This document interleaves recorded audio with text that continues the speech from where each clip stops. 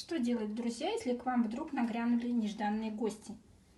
Конечно же, угостить их чаем.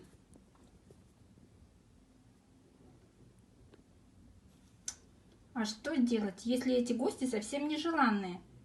Наверное, нужно им тонко намекнуть на это. Например, такой кружечкой.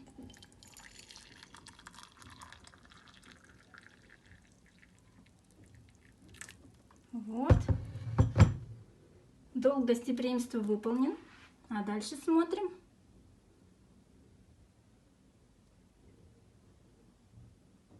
Время идет. Картинка меняется.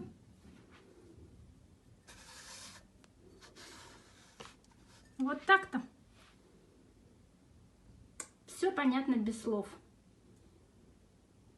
Ну, это, конечно, на случай, если вы совсем уж совершенно недружелюбный социопат, а в душе просто конченый злодей.